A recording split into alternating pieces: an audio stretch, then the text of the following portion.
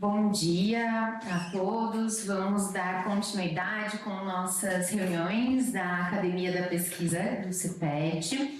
E no processo que estamos sobre elaboração de artigos, escrita científica, hoje nós vamos falar sobre as diretrizes para a elaboração de relatórios para os principais tipos de estudos clínicos. E falar sobre isso é falar da rede Equator, que vamos explicar um pouquinho melhor para vocês.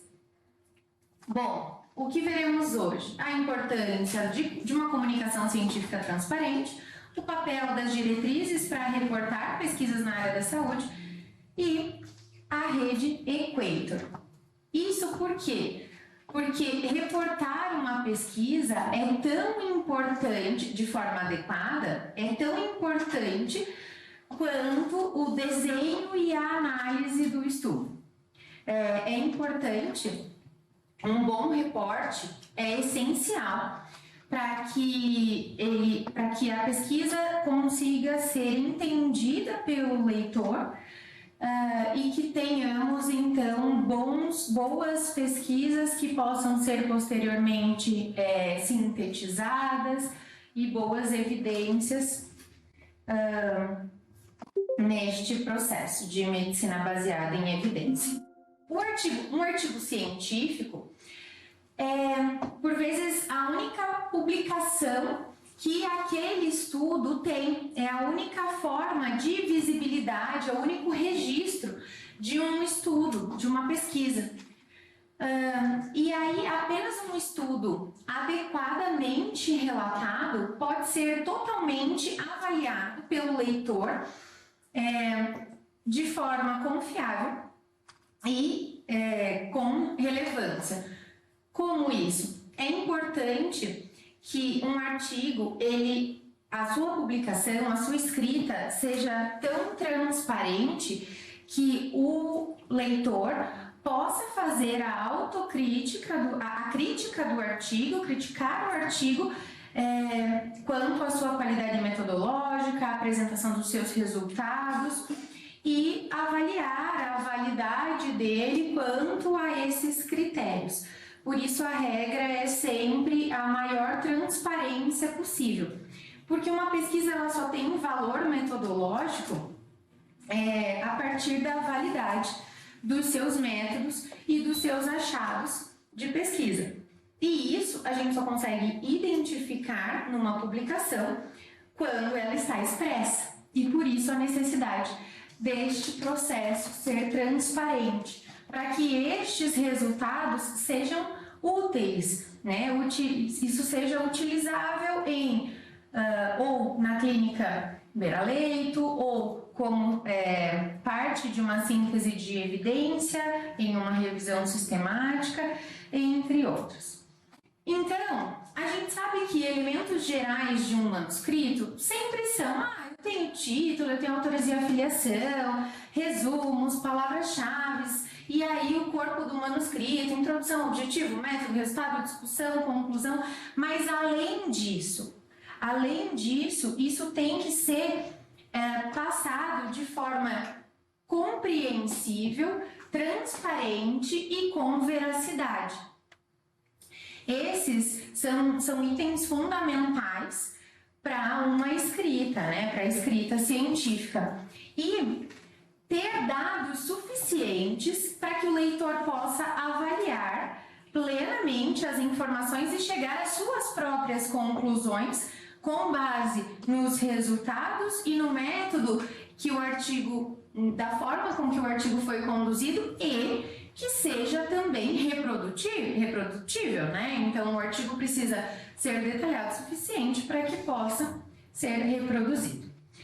E é essa compreensão, transparência e veracidade que aumenta a aceitação deste artigo, tanto pelas revistas quanto pela comunidade científica, pelos leitores, aumenta o número de acessos ao artigo, o número de citações e assim como a inclusão, o número de inclusão em revisões sistemáticas, porque facilita a busca também pelo artigo. E também como a ser incluso em processos de formulações de políticas públicas, por exemplo.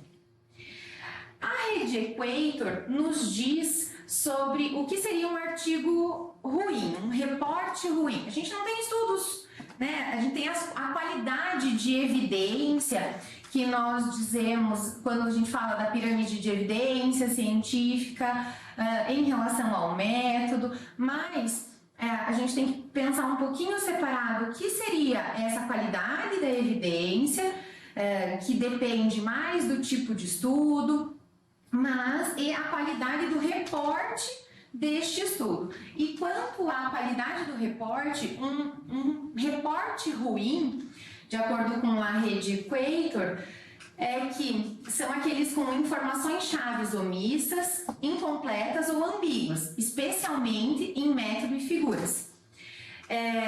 A depuração do estudo, ou seja, você limpar ou tirar resultados que você não gostaria que aparecesse, deixar só aquilo que para o pesquisador seria bom, por isso essa depuração, essa filtragem de resultados. A interpretação enganosa, você pode até colocar na tabela ou na figura, mas interpretar de uma forma diferente. E de particular preocupação são a não publicação de estudos inteiros, e aí só apenas parte do resultado, e relatórios seletivos de métodos ou de achados. Para evitar estes relatórios pobres, nós temos requisitos básicos, e eu não vou ler todos aqui só para apresentar para vocês. São princípios e requisitos básicos para descrever pesquisas em saúde. Essas recomendações, elas são do Comitê Internacional de Editores de Jornais Médicos, que o Dr. Álvaro já trouxe em aulas anteriores, e as normas internacionais para autores de publicações acadêmicas que foram evoluindo ao longo do tempo. Elas se transformaram, né, são sintetizadas nesses tópicos, então, que dizem sobre a necessidade de reportar com ética, de conduzir estudos com ética, a pesquisa apresentar resultados de forma clara, honesta, sem fabricação de resultados, e dentre todas essas que sabemos, eu destaco para vocês que os pesquisadores devem seguir os roteiros para a redação de artigos científicos aplicáveis. As publicações devem proporcionar detalhes suficientes para permitir que os experimentos sejam repetidos por outros pesquisadores. E para isso, a forma mais correta, mais utilizada, mais aceita internacionalmente, e vou dizer até a mais fácil, é seguir os guidelines para as diretrizes, né? As diretrizes para reporte de estudos clínicos. E aí entra o que nós falamos da rede Equator. A rede Equator, ela traz a síntese no seu site, então, equatornetwork.com, né? .com. Ela traz os guidelines para a escrita dos diferentes tipos de estudos clínicos, a depender do método. E o que é a rede Equator, né? A rede Equator é uma iniciativa internacional que visa melhorar a confiabilidade e o valor da literatura publicada de pesquisa em saúde, promovendo esses relatórios com maior transparência, com base em diretrizes robustas. Ela é uma iniciativa inicialmente da Universidade de Oxford. Seu banco de dados fica fornecido pela UK Equator Center na Universidade de Oxford, mas, como a gente diz, ela é uma rede internacional, uma iniciativa de rede internacional. A gente tem, como a gente pode ver aqui no símbolo da Equator, a gente tem a página dela, inclusive em português, que é uma parceria com a OPAS, com algumas diretrizes em português. Essa é a página inicial da Equator e aqui, bem no centro, nós temos os principais guidelines para reporte de cada um dos tipos de estudos clínicos. E aí, nós vamos falar sobre isso, sobre como reportar e por que utilizar, a gente já sabe, para melhor apresentar as evidências e para trazer os benefícios quanto a aumento de leitura, facilidade de citação, de inclusão em revisões e, por que não, aceite pelas próprias revistas. A gente sabe que boas revistas tendem a solicitar, inclusive em suas regras de publicação, o envio dos checklists destes reportes preenchidos com os dados dos artigos. Bom, e aí o que são então essas diretrizes para reportar as pesquisas? São recomendações estruturadas acerca do mínimo de informações que deve conter um artigo sobre uma determinada pesquisa na área médica. Ele sempre deve ser observado quando se descreve um dos tipos de estudo, dado que temos um para cada tipo mais abrangente de estudo. Por exemplo, como a gente mostrou na página anterior, no slide anterior, um para ensaio clínico, um para estudos observacionais, para avaliação econômica, entre outros. A maioria destes relatórios, destes reportes, dessas diretrizes, elas são específicas e guiadas para cada um dos tipos de artigo, de tipo de estudo, justamente porque ela traz a necessidade de pontos específicos para cada um deles. Por exemplo, no caso de um ensaio clínico, é importantíssimo que se apresente a forma de randomização, o que não deve estar num checklist de um estudo observacional, dado que não é randomizado, e por isso a especificidade para cada um dos métodos. As diretrizes mais aceitas internacionalmente foram desenvolvidas e vêm sendo aprimoradas com base em evidência e em consenso de stakeholders multidisciplinarmente. O objetivo principal dessas diretrizes é sempre elaborar um manuscrito ou artigo a ser publicado. Temos um específico, o SPIRIT, que é para elaboração de protocolos. E aí, por isso, a gente fala sobre a escrita de protocolo. Protocolos mais direcionados a ensaios clínicos.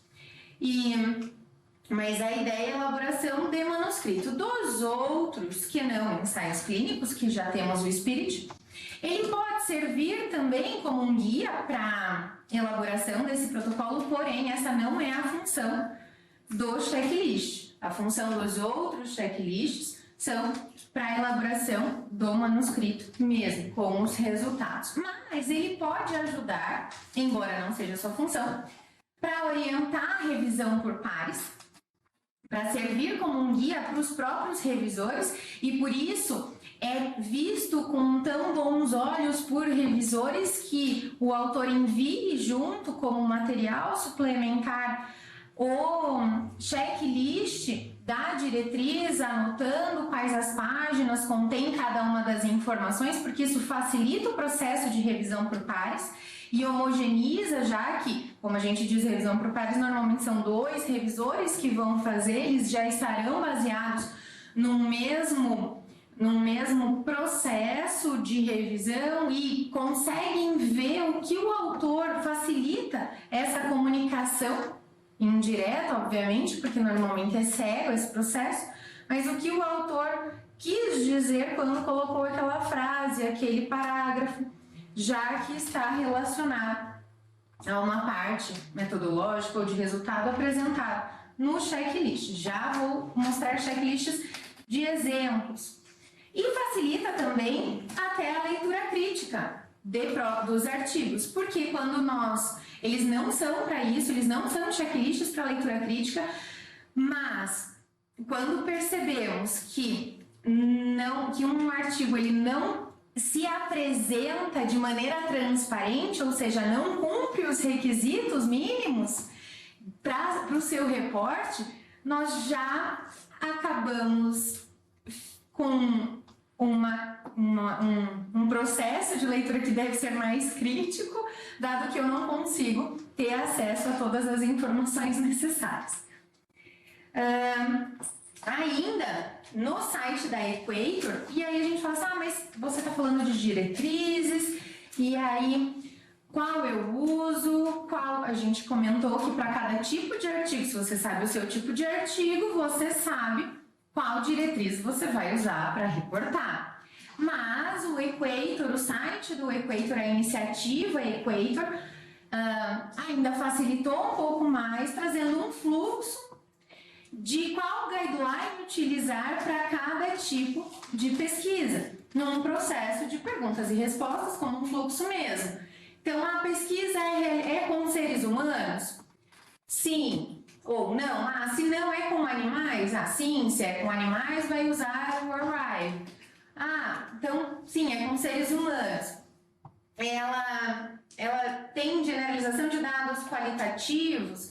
Não, bom, vou seguir por aqui. Sim, ok, ela é uma análise de revisão? Sim, então sigo. Revisão de artigos, inclusive, então quando a gente pensa que pesquisa com seres humanos, obviamente a gente está falando em pesquisa clínica, está falando em revisão sistemática também, meta-análise, ela é uma revisão de observações, de cortes, de casos controles, de ensaio de cross-sectional. Sim, então a gente vai usar o MUSE.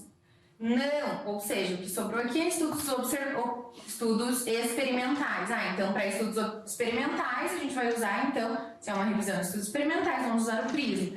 E assim por diante para cada um deles. Já nos facilita. Mas, de uma forma bem simples, na primeira página do site da Equator, a gente já tem a lista dos principais guidelines, né, para reporte dos principais tipos de artigos. Então, para ensaios clínicos randomizados, temos a diretriz consorte, para estudos observacionais, diretriz Strobe, para revisões sistemáticas, aqui o PRISMA ou MUS, o PRISMA especialmente para revisões sistemáticas de ensaios clínicos, que a gente acaba mais utilizando. O MUS é mais recente. Para protocolos de estudo, para escritas de protocolos de estudo, caso ensaios clínicos do SPIRIT, caso protocolos de revisões sistemáticas, o PRISMA-P, para estudos de teste diagnóstico ou prognóstico, STAR, e assim por diante, para cada um deles. Como essas diretrizes, elas têm como diretrizes um documento de base, mas para além do documento de base, nós temos como mais utilizado os forms mesmo, que são as listas de verificação, com itens que vão desde itens simples, tais como a identificação própria do tipo de estudo no título, que é uma coisa extremamente importante e que aumenta o número de acessos ao seu artigo, nas bases indexadoras, por exemplo, como até itens mais focados, mais específicos, que são específicos para cada uma das diretrizes, para cada um dos tipos de estudo, por exemplo, como riscos de vieses, quais os vieses, reportes de vieses da pesquisa. Além desse checklist, que é normalmente preenchido com o número da página, em que cada um dos itens se encontram no artigo, alguns deles, como no caso do consorte, do PRISMA, do Strobe, apresentam também exemplos de diagramas de fluxos, os flowcharts, para a apresentação da amostra.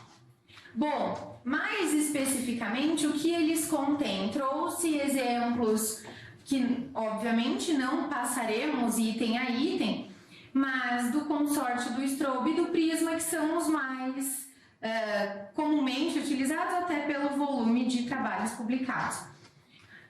Quanto ao consorte, então vejam, nós temos, e aqui vou dar só um ESC para trazer para o próprio site do Equator, tá? Desculpa, eu falei .com, equator-networking.org.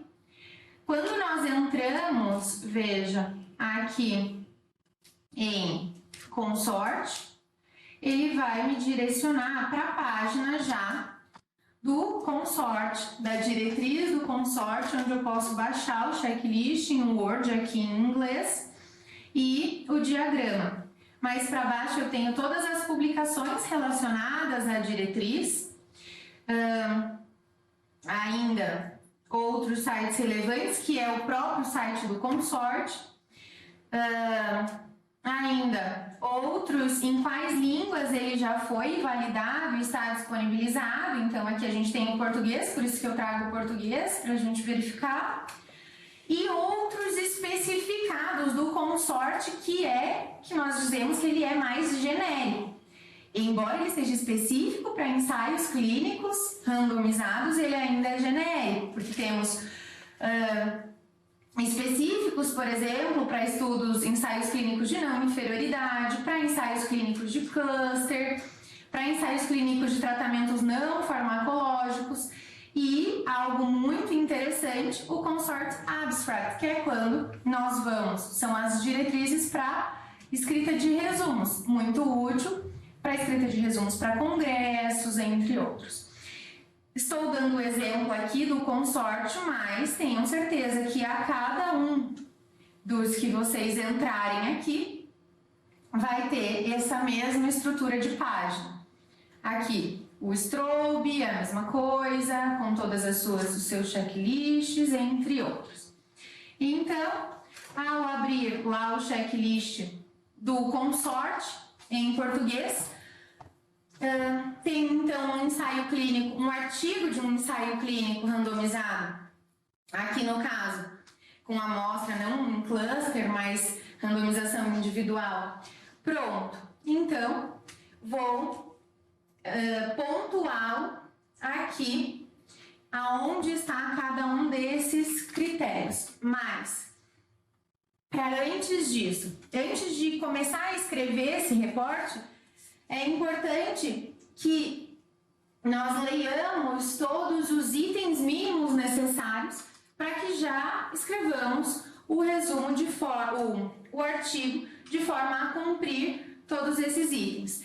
Itens que dizem respeito, como eu comentei, desde a inclusão de um ensaio clínico randomizado no título, como apresentação clara dos objetivos, apresentação do desenho do estudo já no início do método, critérios de elegibilidade, condições de randomização, descrição de intervenção, já que é um ensaio clínico, os desfechos, as medidas de desfecho primário e secundário, se houver, e alterações nos desfechos realizados ao longo do processo de coleta de dados, né, nesse ensaio clínico, além de tamanho de amostra, sequência de randomização, alocação, cegamento, além da metodologia estatística, resultados, e aí resultados, o fluxo de participantes, que é extremamente recomendado, além de dados sobre esse recrutamento, o número de casos analisados, os desfechos, e aí sim, a nossa tabela 1, né? Desfechos apresentados, se de forma contínua ou binária, com as recomendações específicas, análises adicionais, outros dados analisados e o desfecho de segurança aqui, além de discussão com apresentação de limitações do estudo, a generalização e interpretação desses resultados e a discussão à luz, obviamente, da literatura, o número de registro do protocolo de ensaio clínico, o protocolo completo, que normalmente é solicitado em anexo, e fomento, né, fontes financiadoras. Aqui, o fluxo que podemos baixar lá da diretriz do consórcio e só substituindo os campos para ficar de uma forma padronizada, que facilita a inclusão em revisão, dentre outros. Já no Strobe, que é o checklist que utilizamos para estudos observacionais, temos 3 divisões a priori, né? Essa versão traduzida em português foi traduzida do geral, mas em inglês nós temos ele em separado para estudos de corte, caso controle e estudos transversais, que nada mais é do que a sequência igual dos outros itens, e o que muda é a parte dos participantes, seleção da amostra, entre outros. No Strobe nós também temos a necessidade, a apresentação da necessidade do título, do tipo de estudo no título, contextualização, objetivo, apresentação do desenho. Aqui os participantes, a forma de seleção e alocação, que é diferente, e por isso apresentada individual para cada uma delas. A fonte de dado e a fonte de avaliação deles, aqui veja, diferente do consórcio, de não tem todas aquelas questões com tratamento, entre outros, por isso a especificação por método. Mas o tamanho da amostra, as variáveis e os métodos estatísticos que continuam, e os resultados que têm uma sequência lógica muito similar, porém com especificações mais claras, incluindo, aqui quero retornar no método, incluindo o item 9 aqui, específico sobre medidas adotadas para reduzir vieses e quais os vieses esperados para esse estudo. Além dos resultados, dados descritivos, desfechos, resultados principais, como foram controlados, confundidores e outras análises, também aí na sequência a discussão dos resultados principais, a apresentação da limitação, a interpretação e a generalização, que é comum para todo tipo de reporte de resultados. E por fim, o Prisma como um exemplo de checklist para revisão sistemática e meta-análise. Nós temos uma estrutura muito similar, todos eles para colocar a paginação em que cada informação foi apresentada no artigo. Só que aqui, por ser um checklist para revisão sistemática e meta-análise, no método a gente tem questões específicas sobre critérios de elegibilidade, dos artigos a serem incluídos, as fontes de informações, bases de dados, as estratégias de busca destes artigos, processo de seleção, de extração dos dados. Aí, também, como em todos eles, a análise crítica do próprio pesquisador quanto ao risco de vieses desses estudos e também a apresentação dos resultados, seleção dos estudos com também indicativo de um fluxo para a seleção destes estudos e inclusão, os riscos de vieses de cada estudo, escalas de qualidade que foram utilizadas e síntese dos resultados, no caso de meta-análise, se for o caso, né, a apresentação dos resultados de síntese de meta-análise e aí sensibilidade e especificidade disso, e a discussão das limitações e a sumarização da evidência e as conclusões e, por fim, como para todos eles, a fonte financiadora. Esses são itens, aqui o flowchart, né, o fluxo de informações do Prisma, com a identificação, seleção, elegibilidade e inclusão dos estudos. Esses são os 3, trouxe como exemplo 3 diferentes para a gente poder ter uma ideia, mas a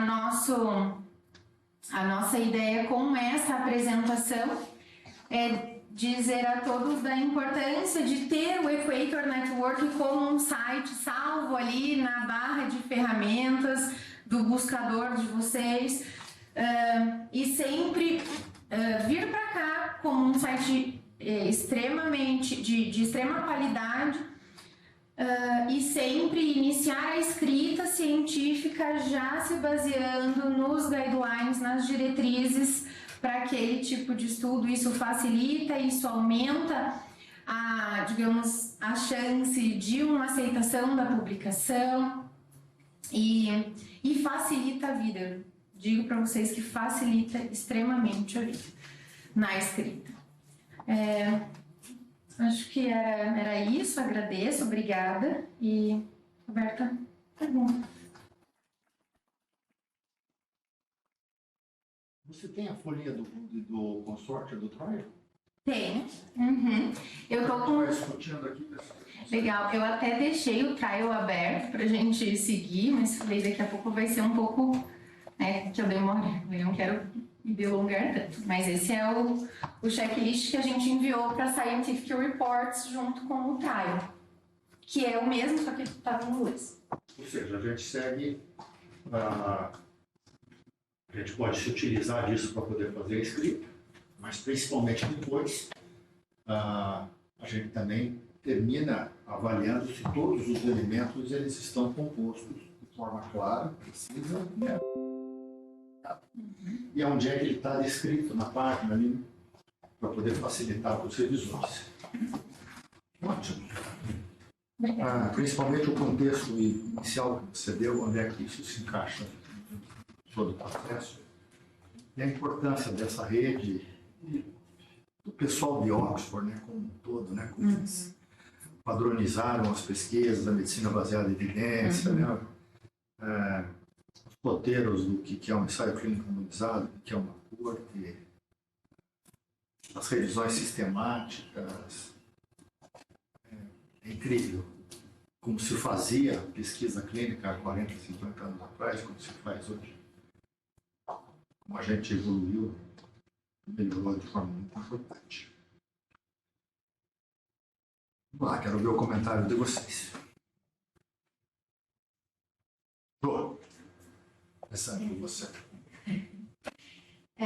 Então, eu acho bem que a Rafa falou, né? Eu acho muito importante para evitar daquele negócio de você ficar paralisado na página em branco, né? Meu Deus, por onde eu começo? O que eu coloco, né? Como é que as pessoas fazem? Então, é um passo a passo, assim, né? Do que deve ser, ter um artigo científico e que traga qualidade para ele, né? Facilite a publicação. Então, acho extremamente importante isso, a gente utilizar esses guidelines do Equator para escrita.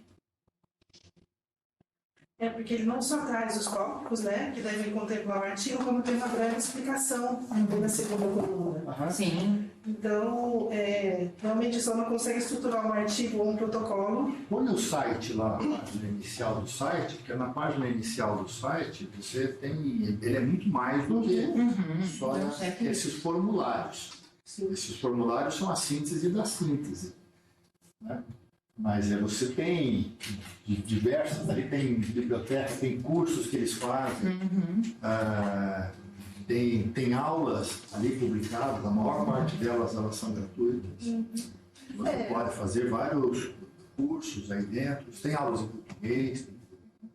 E é maravilhoso, coloquei até alguns slides dessa aula, inclusive, com o formato específico deles, porque essa é uma parte de uma aula que é em inglês e eu apenas traduzi, mas aula aberta, porque a gente tem na parte em português mesmo, escrito para pesquisador, para autores, para revisores e para professores.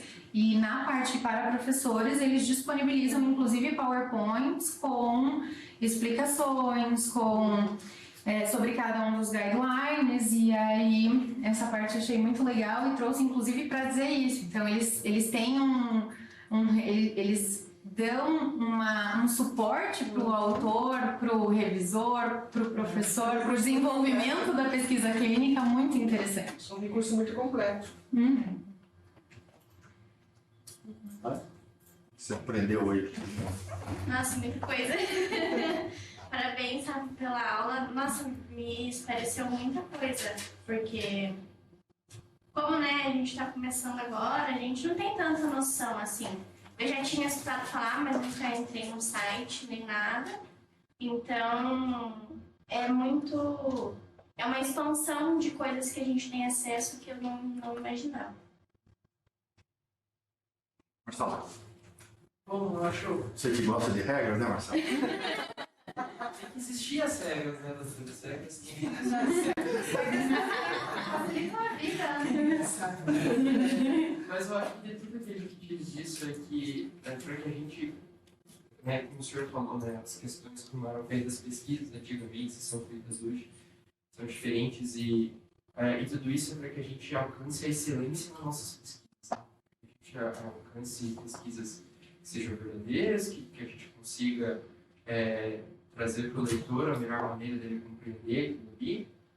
E o Equator é uma bomba roda.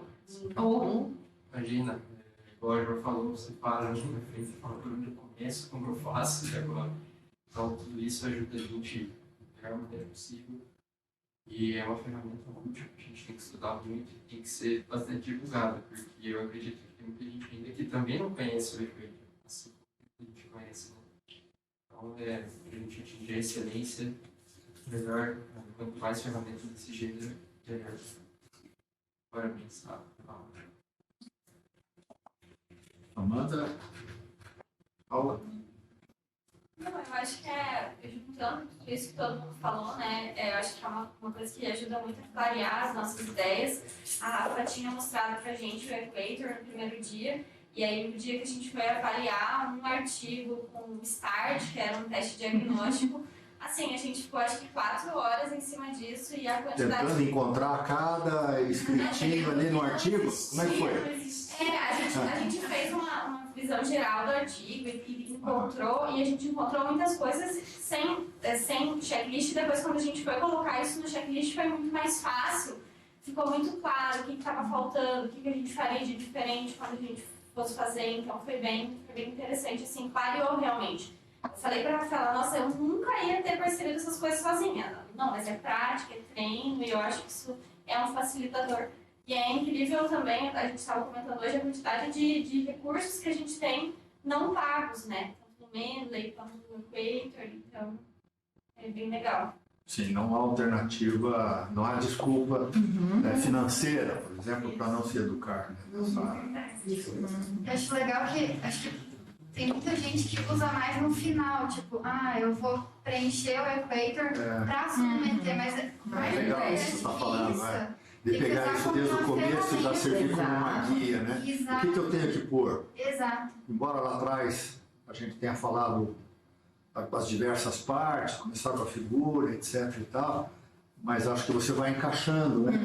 Mesmo escrevendo, não de uma forma do item 1 até o item 27, você pode ir muito bem preenchendo os meios, Sim. né? E depois vai para o começo, depois vai para o fim, mas pode te ajudar. Sim. Legal, isso porque ele até porque o objetivo dele destrincha em pequenas partes, principalmente na hora de você descrever o método, né? Todo o processo de seleção dos pacientes, todo o processo de aferição das variáveis, todo o processo de seleção da amostra. vai ajudar a elaborar. E também foi muito legal que a gente usou como uma ferramenta para avaliar o artigo também, né? Então a gente pontuou, né? Então ele pode ser usado para escrever, para poder publicar melhor e também para você ver se um artigo tem qualidade ou não. Ele não ele, como a gente mesmo falou, né, com as meninas também e tudo, eu gosto muito e todas as leituras críticas que a gente faz, eu gosto de passar para elas baseadas no checklist de cada um deles, justamente para já treinar esse processo de o que tem que conter. E aqui ele pode ajudar, ele não é para isso, mas ele ajuda. E aí até a gente sempre faz essa atividade, né, de ter o checklist e o processo de leitura crítica. O checklist, a grelha de leitura crítica. Mas saber se tem ou não tem a informação disponível no artigo facilita a leitura crítica. E aí a gente já começa a pegar algumas coisas, tipo, mas ele não apresentou isso, não apresentou aquilo, como que eu posso saber se isso foi feito mesmo e assim por diante. Esse artigo que a Paula e a Rafa discutiram bastante, parece ser um artigo bom. Sim, é um artigo robusto e tudo mais. A Rafa bateu e falou assim, mas não é isso. E a Paula bem nada, a gente também. Aí vocês começaram a destruir o artigo. Ponto a ponto. Dava para fazer uma crítica e mandar para os editores da revista que artigo porcaria que vocês publicaram. E aí, os dela já treinados, já com toda a experiência, no título ela já viu que algo não estava certo ali. E aí a gente já um pouco mais crua. Não há artigos perfeitos, os artigos geralmente têm vários defeitos. E a análise crítica que te permite avaliar se os defeitos eles são suficientes para poder invalidar a conclusão. E acho que isso é interessante de estar com o checklist do lado, porque o que a gente acabou percebendo nesse artigo é que a gente não conseguia completar pontos da análise crítica porque eles não estavam reportados. E aí a gente não consegue qualificar algo que não está descrito. Logo, ele, por exemplo, seria um estudo que não entraria numa meta-análise, numa revisão sistemática, porque ele não tem informação suficiente para ser pontuado como tal. Então, isso é a importância do reporte bem feito, né? Bem legal. Então, eu acho que isso deve ter sido um divisor de águas, assim, esse regramento inteiro para revisores de artigos científicos, porque, né? Facilita, né? Segundo, que também para sistematização, óbvio, de que maneira, qual é a maneira correta e completa de você publicar, né? Enfim, de fazer isso, cria deveria criar um certo nível de qualidade, vamos dizer assim. Agora, por incrível que pareça, a gente vê um monte de coisa publicada, depois que você consegue saber, conhecer, e que não seguiu nenhuma daquelas regras e que falta em boas revistas ainda por cima. Na hora que você pega um checklist, e você facilmente você consegue identificar aquilo que está faltando. Numa ação de revisora, né? E é incrível que o artigo tenha sido publicado do mesmo jeito, e muitas vezes em boas revistas. Né? A gente, Isso é uma questão bem... né? É uma loucura, porque está escrito, a pessoa é uma boa revista, os revisores foram convidados para fazer revisão, então são pessoas que... E aí falta 50% do que está no consórcio ou do que está no Strobe, né? E é super comum. Agora, nesse curso aí que eu terminei, a gente teve vários assignments, aquele que era revisão de artigo, né? E mesmo na prova, revisão de artigo, que você escolhia um desse checklist e artigos publicados em ótimas revistas e que a lista de coisas que não tinha era desse tamanho, né? E assim, eu também acho que a chance de você conseguir publicar com menos questões a ser resolvidas, se você encontrar bons revisores, seguindo a linha daquele guideline. E é um facilitador, né? Porque eu estou vendo isso agora naquele artigo que a gente, naquele artigo de teste diagnóstico, né? Que eu peguei agora, que eu não tinha feito isso antes, né? Falta tudo. E daí volta tudo, está faltando A, B, C, D, do título até a discussão, enfim, tudo. Então, ele realmente faz muita diferença e facilita muito a vida da gente, né? Sim. Eu acho que isso tem que ser um hábito, assim, né? Um hábito de você usar aquilo para te ajudar a escrever, porque ele realmente sistematiza aquilo que você tem que colocar. Muito bem, mais algum comentário? Nós estamos chegando próximo desse primeiro ciclo, nós estamos fechando ao longo desse ano da pesquisa clínica do CEPET. A gente começou lá atrás com talvez o ponto inicial, que é como elaborar uma pergunta científica. A partir da elaboração da pergunta científica, avaliar se ela é relevante ou não, se é nova, se tem o fim, afinal de contas. Se a gente tem uma estrutura para poder fazer aquele trabalho e responder aquela pergunta, né? Basicamente o que a gente tem fundamentalmente é o nosso banco de dados. Querendo fazer cada vez mais estudos prospectivos em cima de banco de dados novos. Depois a gente viu cada um dos estudos, em especial, acho que se você pegar lá os estudos observacionais e ver uma corte, o que a gente estudou na corte, no final das contas, é tudo que está no scroll aqui. Né? Desde a seleção da amostra de pacientes, a aferição das variáveis, a maneira como você apresenta, os intervalos de confiança, as análises estatísticas.